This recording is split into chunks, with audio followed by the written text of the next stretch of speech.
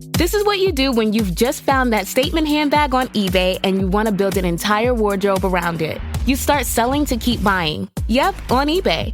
Over that all-black everything phase? List it and buy all the color. Feeling more vintage than ever? It's out with the new and in with the pre-loved. Next thing you know, you've refreshed your wardrobe basically without spending a dime. Yeah, eBay, the place to buy and sell new, pre-loved, vintage, and rare fashion. Looking for a pickup truck to get just about anything done? Look no further. The Chevy Silverado EV isn't just the most powerful Silverado ever, with next-level towing capability and technology. It also offers game-changing versatility with the available multi-flex midgate and tailgate, which means Silverado EV helps you carry large, bulky, and oddly shaped items up to nearly 11 feet in length. Chevrolet. Together, let's drive. Visit Chevrolet.com to learn more. And every time you hit play on a Distract Me Please podcast episode, you know I had to come out with a new song for you. Damn, how does that song go? It's introducing a revolution. Do, boom, boom, boom. Oh, oh, oh. Do you want a revolution? Whoop, whoop. Do you want a revolution? Whoop, whoop. Oh, oh. Do you want a revolution? Whoop, whoop. Do you want a revolution? Whoop, whoop.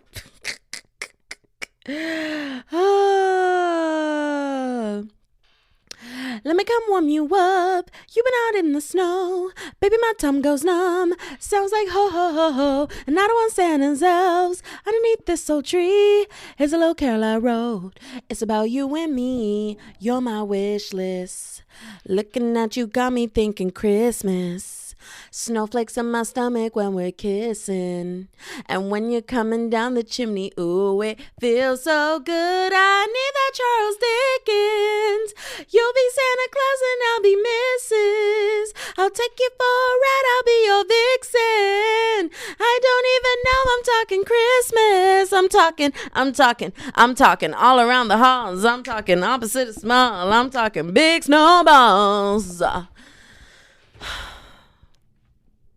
So how many of you logged out already?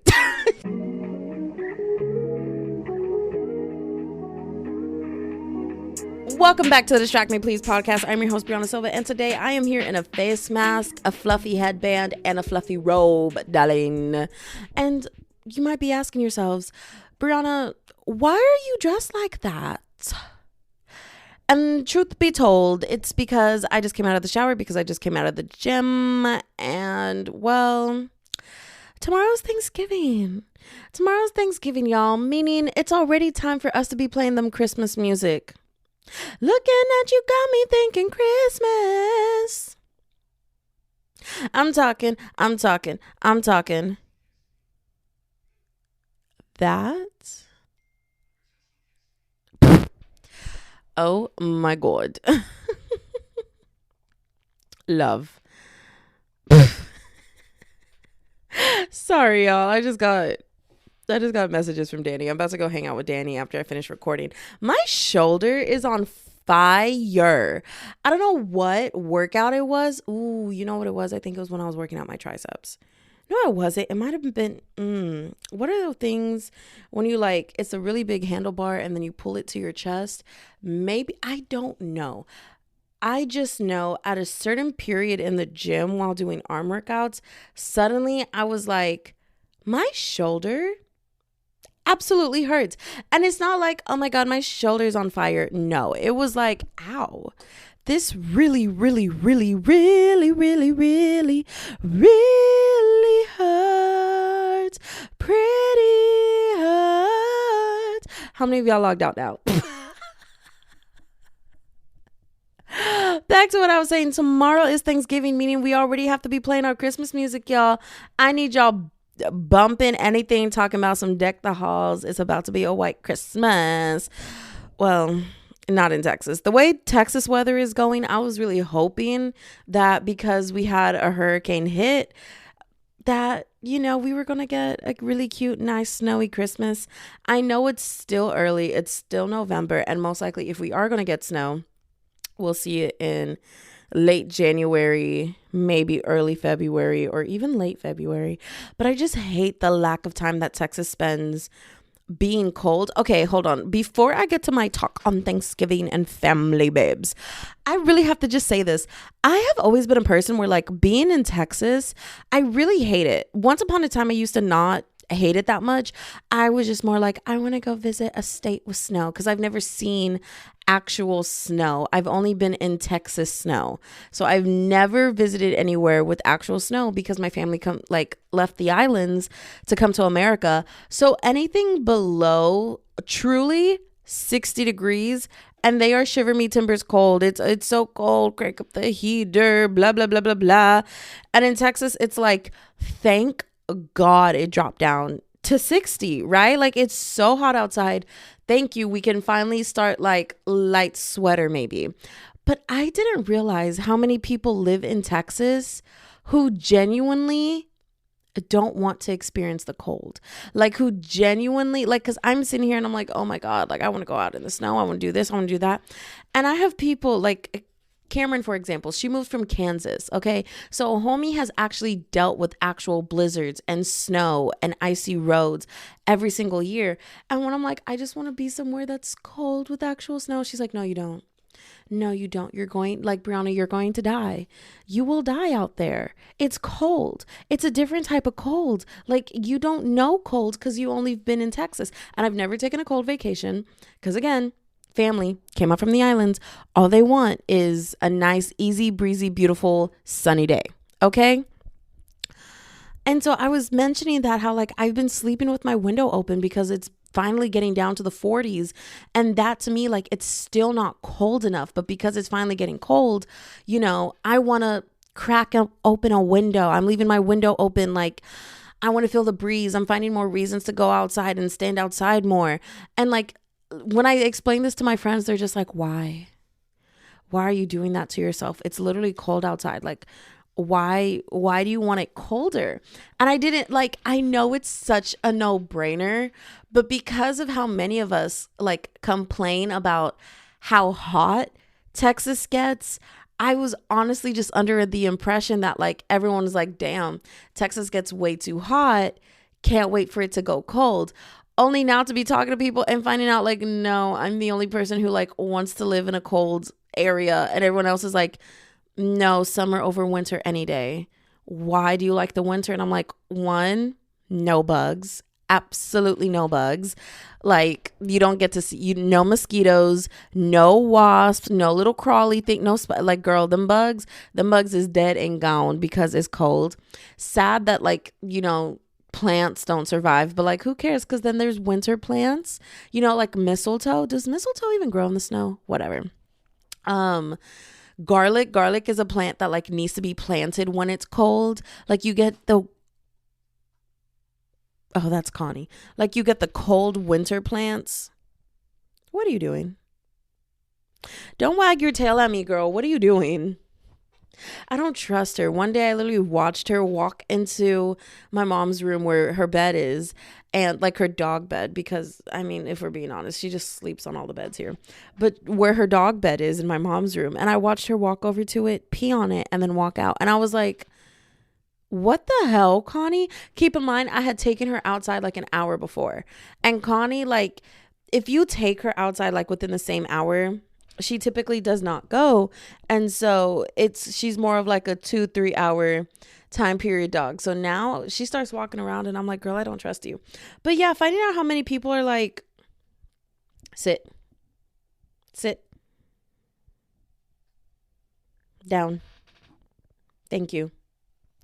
So finding out how many people in Texas are like, oh my God, no, I want heat. I prefer summer. I want beaches and tanning and being in a pool. And I'm sitting here like, dude, I slather myself in sunscreen. The most amount of tanning time that I ever got was when I moved to College Station, because I was under the impression, like, the bubble I was living inside of, I was always, with people with darker skin tones. And so they would always say, like, I don't want to go tan. I don't want to sit out in the sun. I don't want to get darker than I already am. Like, I absolutely refuse. And so even though I like to tan, I was just never around people who purposely only went outside to tan. No offense, got to College Station, started hanging out with College Station skin tone. I'm gonna say I started hanging out with white people. I had white roommates, like I had white friends, and suddenly every day they're like, oh my God, it's such a nice hot day. Let's just go sit by the pool to tan. And they genuinely didn't want to get in the water. Like they actually just wanted to tan. And that blew my mind because I've never been with people who wanted to tan. And so, or it wasn't like, yeah, I just never wanted to be with people. Like not that I never wanted to be with people. I was never, ever, ever around people who purposely sat outside to tan like that. I was like, this doesn't just happen in the movies. Like, what's happening, you know? Again, sorry for the squeaky chair.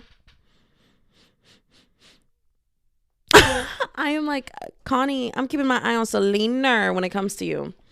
And so it was so weird. And so for the first time in my life, I started actually like going by the pool to actually tan. But even then, like I'm covering myself in sunscreen.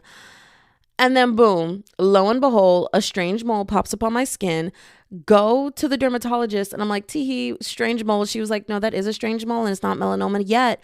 Oh, okay, thank you. And I know I've told this story multiple times on this podcast, but new listeners every day. And then, you know, couple years go by and then my brother and I discovered the new avatar, an airbender named Aang, aka I went back to the dermatologist and was like, dude, this mole looks like it's different. It looks like it's grown. It looks like it's changing. Check it out. And check it out. Check it out. Check it out. Check it out. And she literally looked at my mole and was like, that is concerning. But I'm gonna leave it up to you because like it's definitely not skin cancer, but like either we wait on it and leave it and see if it turns into skin cancer, or we can just check it right now. And I was like, girl, this thing has been on my chest for 2-3 years now. Cut it. It ain't nothing to cut that off. Snip, snip, snip, snip. And so she cut it off. Lo and behold, my test results came back abnormal cells. So you're telling me I dodged skin cancer after only tanning for about 4 years of my life? And it wasn't like I was tanning every day. Like I was tanning, covering in sunscreen. But for the most part, when they wanted to go outside and tan every day, I was like, sit me under an umbrella, put me in the shade. Like the sun is really not good for your skin. And I really don't want to play with my future like that because I already knew that I had a higher chance of getting skin cancer because I have a lot of moles on my body. I'm a lighter skin tone and cancer runs on both sides of my family. And so I was just like, no, I'm not playing with my life like that. Like I'm going to do it every once in a while, but not for a very long time. Plus I have tattoos and tanning makes your tattoos go away quicker, makes them fade quicker, all that. And so I was like, I'm not playing with my life. And then suddenly a mole popped up and I was like, yeah, now I'm done playing with my life. Put me in the shade unless I'm in the pool. So the only time that I would actually quote unquote tan was when I was in a floaty, just floating on the water. But it wasn't because I was purposely tanning. It was because I wanted to float on the water. But yeah, so all that to say, now I don't like the sun because that wasn't fun. That was actually terrifying. And sometimes I'll sit there and be like, dude, I dodged skin cancer because melanoma is the deadliest skin cancer out there. And my dermatologist was constantly telling me, like, if this does become skin cancer, it's going to be melanoma. Like, girl, no, I'm not playing with my life. So no, I don't like the sun. No, I don't like summer. I like gloomy days. For me, my seasonal depression is reversed. I know people get seasonal depression when the sun goes away, not as much, you know, vitamin D, all that, serotonin levels down, all that. For me, it's the opposite. It starts getting gloomier, darker outside quicker, and I'm thriving because I genuinely love nightlife. I love the city lights. Yeah, RIP light pollution. We can't see the stars, but I love the neon lights glow. I love being out and about in the dark. I love nightlife moments. And it's not just like, oh, I want to go party and drink and go bar hopping. That too. But genuinely, I get to stay home and read books in the dark. I get to have my mood lighting. Like literally right now, it's about to be 5 o'clock, literally 4:59 p.m. My LED lights are on and they're glowing pink. And I love that ambiance. I love putting a candle in my room and having the candle smell so delicious and the lights are low because outside is dark by 5 p.m. Like, I love that. And then on top of that, it gets cold. And I'm a person where my body has a hard time staying cool. Like I'm constantly warm, I'm constantly hot.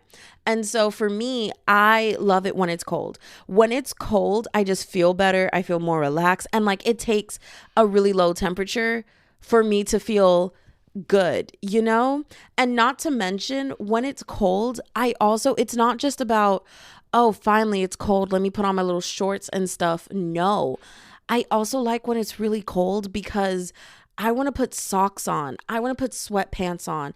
I want to put a hoodie on and walk around. I want my robe and I want to walk around. I want my fluffy blanket and I want to walk around. That's why I also like the cold, because all the fluffy stuff comes out and I get to bundle up and put on gloves and wear a hoodie and wear my thick scarf that like covers my neck up to half of my face. Like I love that. My Ugg boots, my knee-high socks, all of it. Like I just love the very athleisure, just warm-up sweater, fleece-lined leggings. Are you kidding me? Knee-high boots, girl. Ugh.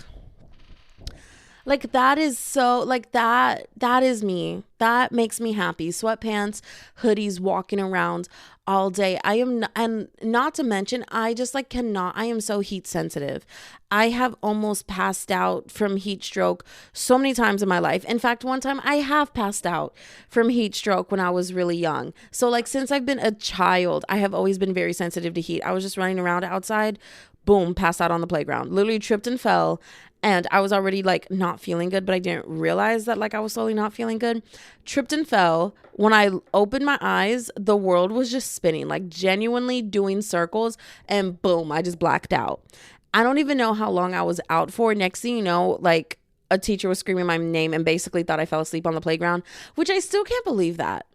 I still can't believe that. Now knowing about teachers' salaries and the pay and what it took and this and that girl was just there to pay her bills and get going. Like she did not truly care. Like she just needed to make sure everyone got home safely, but she didn't really care about being a teacher, like thinking about on like back on the way she used to treat us. She was just like, as long as you get here safely and you go home safely, boom, let me get my paycheck. And so she literally was across the playground, sitting down on the ground.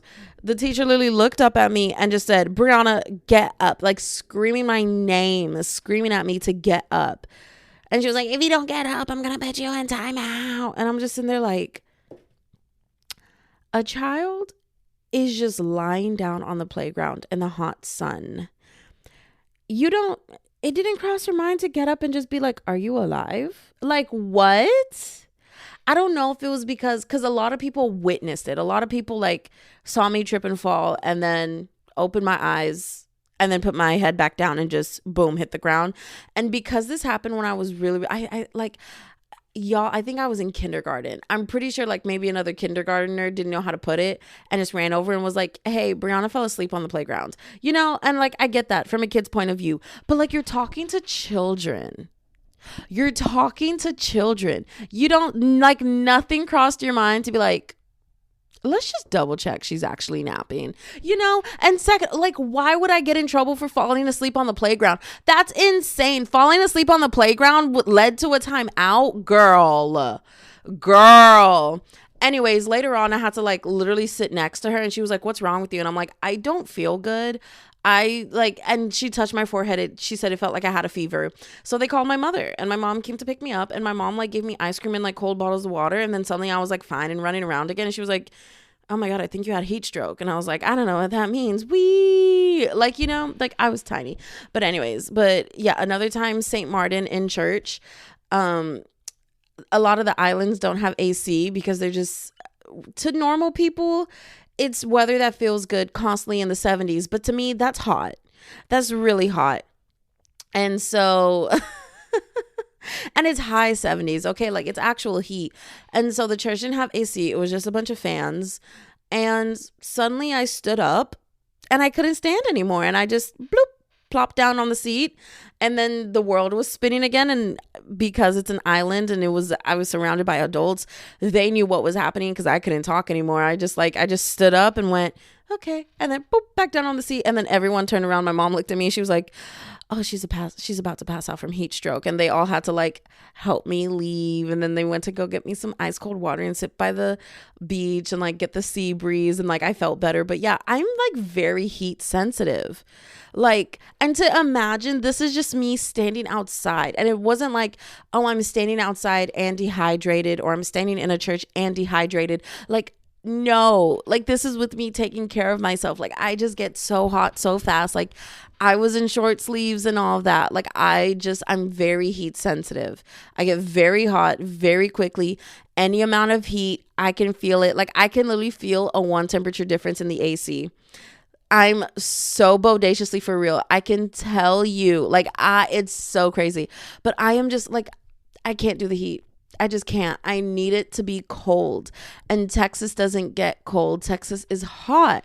And so I want to move to a cold state. And I'm hoping to move to Denver, Colorado one day or another. And I'm hoping to just move to Denver, Colorado. But you know what? This segues into the next thing perfectly, because moving to Denver, Colorado is going to take a really, really long time for me with the rate at which things are moving. And I had wrote this down in my journal. And honestly, I thought it was an original thought, but we can never have an original experience as people here on earth. And I wrote it down. Then today I was watching the video. It's the most recent video from The Financial Diet on YouTube. What is it called? It's something like apps are making us all toddlers. It's something along the lines of that, but it's a video essay. It's like almost an hour long. It's like 55 minutes long.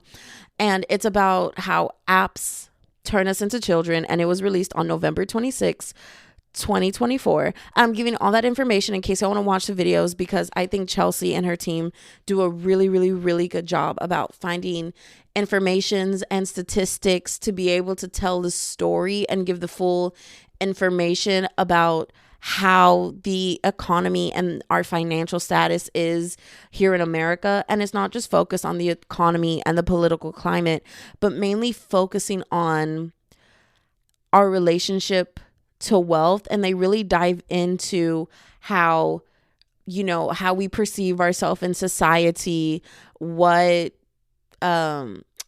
political things have a role in the reason why we're at a certain class standing in our life, I guess you can say.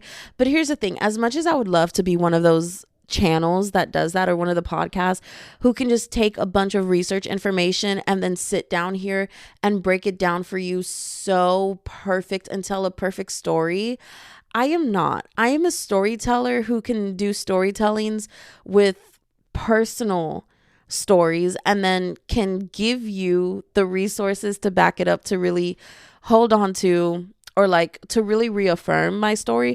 But I am more personal anecdotes than facts and statistics. Like I love learning from facts and statistics because then I can connect my personal anecdote to facts and statistics. But when I retell something, I'm a personal anecdotes type of girl. Like I can do the research, I can write it down, I can write down a whole script, but then it doesn't feel natural. And I just I feel like I sound so robotic, and I don't think that's where my strength is. I think I just sound so fake when I'm retelling a story from a script with a lot of information and statistics and all that.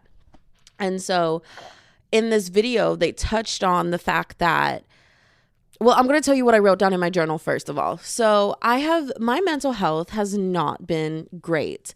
And it's to the point where a few people in my life has basically put me on a personal suicide watch. And I can tell, they haven't told me that they have, but I can tell with the way that they're reacting to me. And I'm like, I understand the things that I've told you. And you know what? No, I can't even sit here and complain about it. I get it. Because I'm the one who sits here with my thoughts all day, every day, and like how I actually feel. And they're watching it from the outside looking in, and from the inside person, I can tell you it's scary up here. Botox Cosmetic, out of botulinum toxin A, FDA approved for over 20 years. So, talk to your specialist to see if Botox Cosmetic is right for you. For full prescribing information, including boxed warning, visit BotoxCosmetic.com or call 877-351-0300. Remember to ask for Botox Cosmetic by name. To see for yourself and learn more, visit BotoxCosmetic.com. That's BotoxCosmetic.com. This episode is brought to you by Allstate. Some people just know they could save hundreds on car insurance by checking Allstate first. Like you know to check the date of the big game first before you accidentally buy tickets on your 20th wedding anniversary and have to spend the next 20 years of your marriage making up for it. Yeah, checking first is smart. So check Allstate first for a quote that could save you hundreds. You're in good hands with Allstate. Savings vary. Terms apply. Allstate Fire and Casualty Insurance Company and Affiliates. Northbrook, Illinois. So I can only imagine what it's like from the outside looking in of just like watching me trying to hold it together.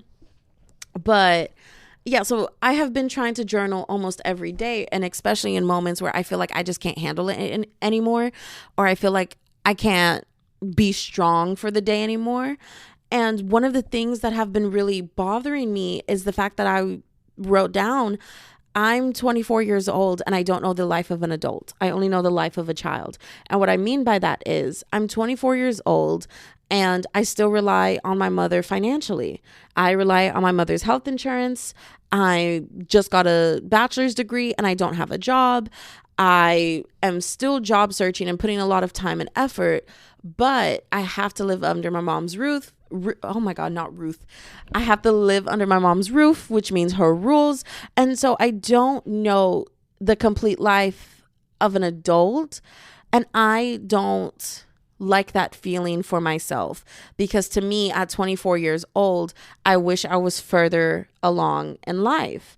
And another thing that's really been hurting is the fact that I'm realizing a lot of things that I thought I would be close to by now, I have to now put off either indefinitely or for a really long time. So things like dating, marriage, kids, home ownership, stuff like that, being able to travel by myself, vacations with friends, all these things are having to be put off for a later point in my life.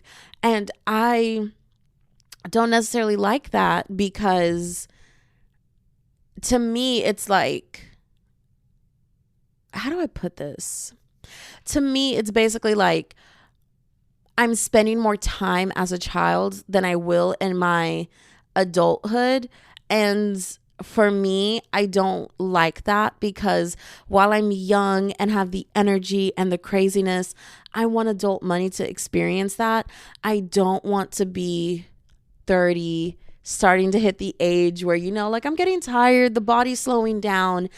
And that's when I'm taking my first steps to like move out of the house and this and that.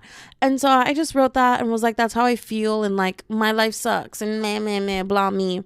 And then to watch the TFD video about how apps are making us all adult toddlers, she touched on the fact that it's a big portion of why conveniency with all these apps make us feel like children is also the fact that millennials and Gen Z, they didn't get to hit adulthood when they wanted to. And one quote was specifically from a person who was 27 years old, and they said that they felt the same way. They said they were 27 and still felt like a child because they can't afford to move out, can't afford to have kids, can't afford to buy a home. And so all of these milestones that we know to be, you know, milestones of young adults is being pushed further and further back due to the economy situation. And just like listening to that, I literally was like, I want to get on my podcast and talk about that, because I can say that from a personal anecdote. My mom was, I think she said she was, I know my mom was 24 when she bought her first car. I can't even think about buying a car right now.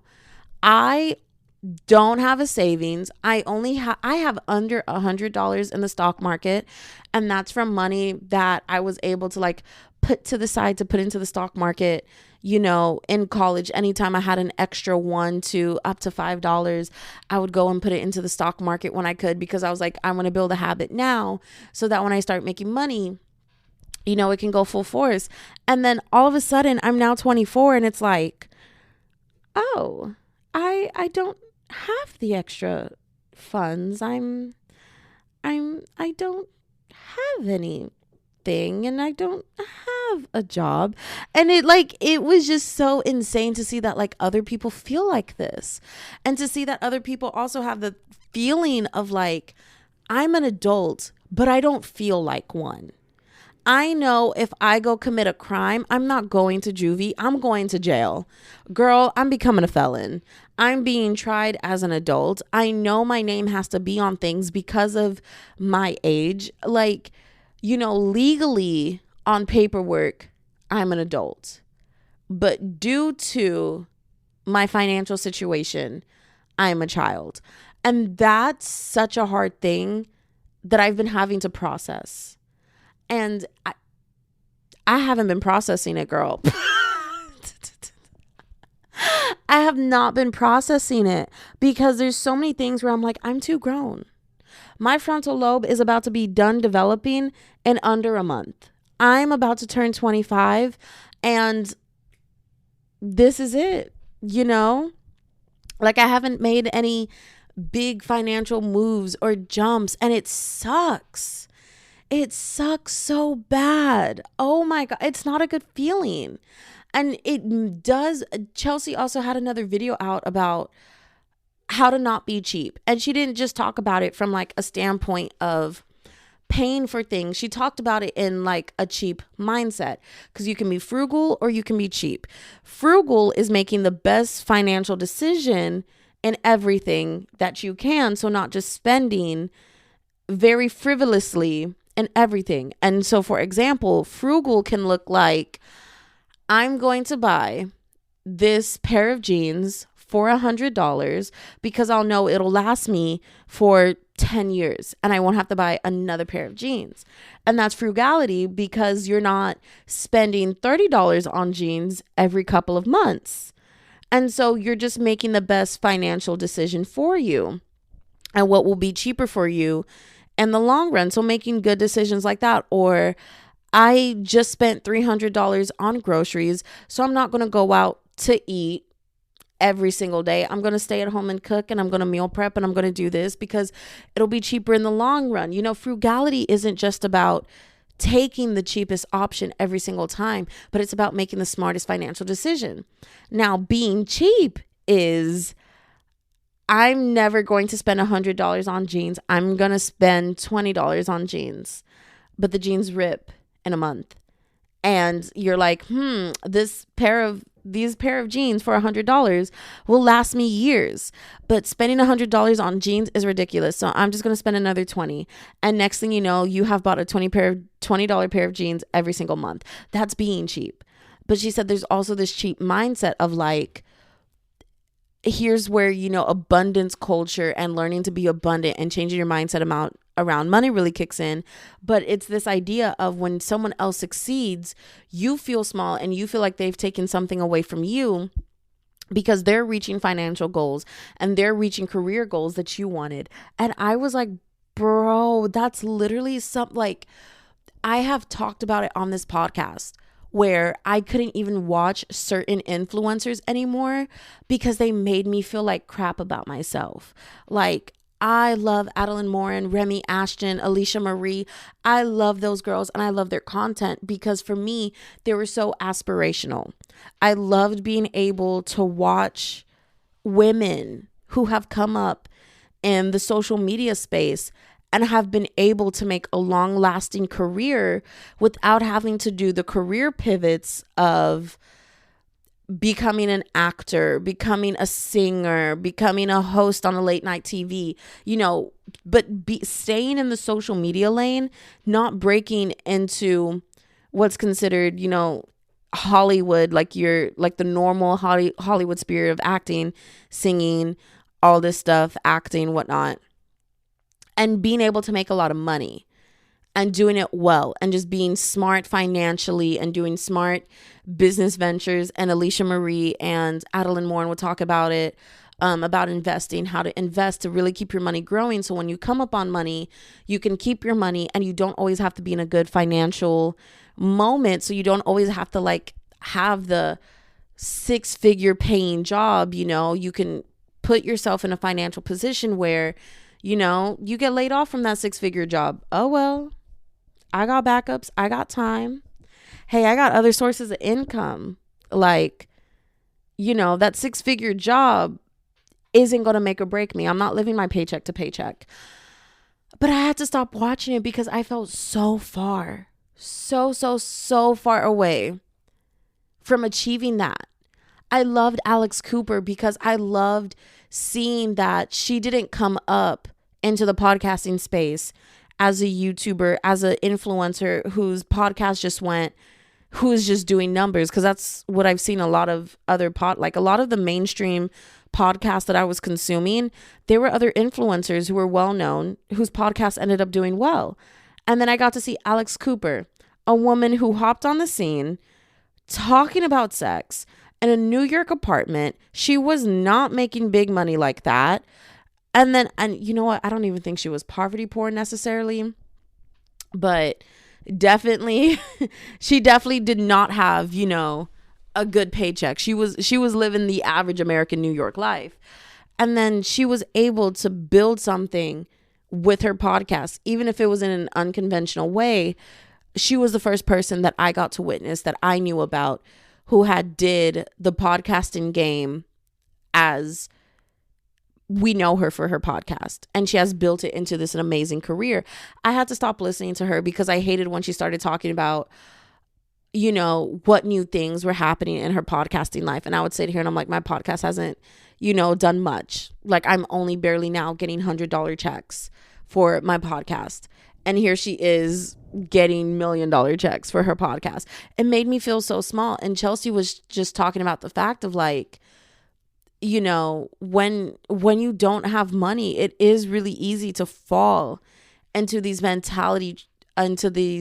like mental traps. And even when you leave that position, even when you get into a better financial position, it is what you have always known. And so even though now you have the money to stop being cheap, stop having the cheap mindset, stop paying for $20 jeans every single month, you still don't leave it because it's all you know. And I think she just said that in such a beautiful way that I just wanted to acknowledge it with like just personal stories. And I really, really push, if anyone wants to hear anything about finances and money, I love the financial space. I love listening to that because I think it's very important, especially within America, that tells you, you know, the American dream is achievable. But in reality, when you start talking to people, no one really feels like it's achievable. America really makes us feel like being poor is our fault. But in the same time, there are systems in place to really help keep us there and not help bring us out. And so you kind of end up having to play this financial game, and you have to play the game in America, and it's really draining. But if you do it, you kind of build a muscle memory, you build the muscles. It's just like working out. It becomes no-brainers, and it'll help you out in the long run. And so I highly recommend the podcast called The Money Show with Katie, and the YouTube channel, The Financial Diet. Those are two women hosted and owned platforms. Well, The Money Show with Katie is actually a morning brew podcast, but you know, it's still a woman who talks about finances. And same thing with The Financial Diet. It comes from a woman. And I want to reiterate that because in the financial space online, it really is a male dominated content space. And so it's so nice to see that women are in this field and talking to other women about, girl, here's how we're going to get our coin up. Here's how we're going to position ourselves in better positions. And I think both of these women do a very, very, very good job about including the economic and political impacts that affect the way that we earn money in modern times. And so highly recommend both of those. The other thing that I wanted to talk about was Thanksgiving. I don't even want to talk about it no more. It's going to piss me off because I was going to talk about Thanksgiving in the sense of like, we are in a very polarized America when it comes to politics. And I was always sitting here going like, oh my God, it's the first time in American history. I can't believe we're doing this. I can't believe we're experiencing this. We're not one people. This is so embarrassing. Come to find out, my grandmother's marriage certificate was burned in a fire because in her small island, there ended up being a really, really, really big fight. Like my mom said, it was so common for people to fight over politics that one day someone just set this building on fire and all these birth certificates, marriage certificates, all of it went up in flames because these people were pissed off. And I was like, oh my God, so it's not just a modern day thing. It's not just like a brand new American thing. Like these things happen and they've been happening. And so I know we keep saying like, oh, this is very new. I think it's very new in the sense of presidency, I get, but not really. I don't have that much time on earth. So I haven't had that much time on earth. So I haven't really experienced it in a level of, just political unrest. I believe there's always been political unrest, but specifically, like I know we are also living in unprecedented times when it comes to laws and presidents and whatnot. And so it can get really, really crazy. And I say all of this to say, finding out that there's family members who don't have the same political views as me. And I'm just like, I do not want to spend Thanksgiving with you guys. And so you know what I did? I asked my mom if we could make Thanksgiving here, just us. And so that's what we're doing. I'm cooking a big Thanksgiving meal and I'm only inviting people who I love and care about. And so I'm going to recommend this for the people who can, for the people who don't want to spend time with family members when they're just going to disagree with you, especially because, let's be honest, they could be, oh, don't talk about politics around the table and let's not get into this because we want to be nice. But let's be honest, we all know we have family members who sit there and want to purposely trigger you. They literally want to sit there and be like, oh my God, like my family members love to do that. They love to get under people's skin. And I really think it's a really unhealthy and really weird thing that they like to do, where they like to just watch people squirm. And that's the only way to put it. They like to see, I don't know if it's a narcissism thing, but it's something that I've really started to pay attention to. I always thought it was because they couldn't read the room, but I'm learning, no, they can read the room well. And the things that they say and the things that they do it because they enjoy the feeling of watching someone get uncomfortable and watching someone trying to avoid a topic of conversation because it makes them uncomfortable. They don't like that feeling. And so watching them try to dodge it. And instead of just letting it go and noticing that the person's uncomfortable, they live in that moment. A lot of my family members do this. It's weird. And really getting to sit down and really witness it and realize that's what was happening. Boy, did it change my mind on a lot of people. But like they really enjoy that feeling of watching someone. Let me give an example. Sitting at a dinner table, one of my family members looks at another person at the dinner table and starts asking them, when are you going to take me to see your dad's grave? When I tell you, the atmosphere changed at the table. And this person got visibly uncomfortable because it's only been 2 years since their dad had passed away. And my family member just keeps going and is like, when are you going to take me to see your dad's grave? I want to see your dad's grave. You've never taken me to see it before. And this person is in there going, I don't want to talk about, like literally saying, I don't want to talk about this. I haven't even gone to see his grave. I don't want to do this. Why do you always do these things? You always bring up conversations like this. I don't want to talk about this. And my family member just keeps going and going. Well, I want to see his grave. I want to see his grave. Why won't you take me to go see his grave? To the point where another family member had to step in and go, that is not a conversation to have at the table. And you need to stop. And my family member didn't. And that's when I realized that a lot of these times where I thought my family members were stupid and they couldn't read a room and like what type of, social awareness do they not have? Is it because they were raised in different times? And then come to realize it's because they enjoy the feeling of holding power over someone in a conversation and forcing someone to give them information by making them uncomfortable, because sooner or later you want them to stop. So you just give them the information that they're asking for. And realizing that my family members do that, boy, that made me real quick say, I would rather have Thanksgiving by myself. And so I would advise anyone who's going into uncomfortable situations with uncomfortable people at the dinner table.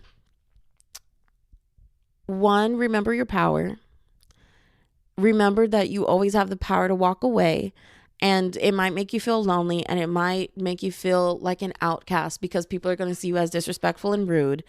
But I promise you, having a conversation around Thanksgiving meal is not going to change anyone's mind, because let's be honest, let's flip it the other way.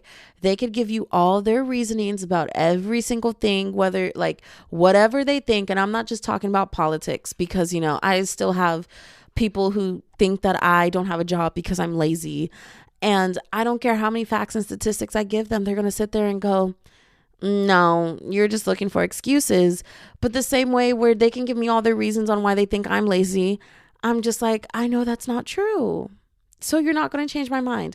So whatever the disarguments are this Thanksgiving, because it's family and there's going to be disagreements, you're not going to change their mind with one dinner. And sometimes you just don't have the energy. If you got time today and you want to go bar for bar for bar, go all in. Please record it and send me the videos. Please DM it to me. But if not, girl, walk away. Lock yourself in the bathroom. What the hell are they going to do? Bang on the door? Okay. Like, you really want me out this bathroom? You're going to have to remove this door. You know, so remember that you have power. And even though it's not socially acceptable to do the things for you to hold your power, remember that is your power. And you can walk away, and you can take your car keys and you can go home, or you can sit in the car and you can act like a big baby, and people can talk all the mess that they want. But at the end of the day, is what they're saying going to pay you a paycheck? No. Is arguing with them going to pay you? No. Are you going to get a brand new house for sitting there and enduring it? No. Instead, you're going to end up having to pay a therapist bill. So none of those things really matter. Focus on yourself. Focus on you. Walk away from that table. Go take shots. Go live it up. Drive home. Go to the club instead. Don't even go spend Thanksgiving with family. Sit at home. Cook your own Thanksgiving meal. And if you can, girl, just go get Whataburger, because I'm from Texas. So go get Whataburger. I don't know if Whataburger is going to be open, but like, make at home Whataburger and sit on the couch and watch TV. Watch all the games. Like, girl, watch a movie. Who cares? Who cares? Who cares? These people aren't paying you. Who cares? So that's all for now. I need to go put on clothes and go hang out with Daniela and text her and tell her that I'm done and ready to go. But I love you all so much. Have a happy Thanksgiving, and love and blessings. And if you need someone to talk to on Thanksgiving, girlies, you can always DM me. You can always, don't put it in the comments. I have my comments set to automatically publish. As long as the comments in English, it's going to automatically publish. And yeah, so that's all for now. Ta-ta, goodbye. That's all I got to say. I'm tired of yapping. Professional yapper out.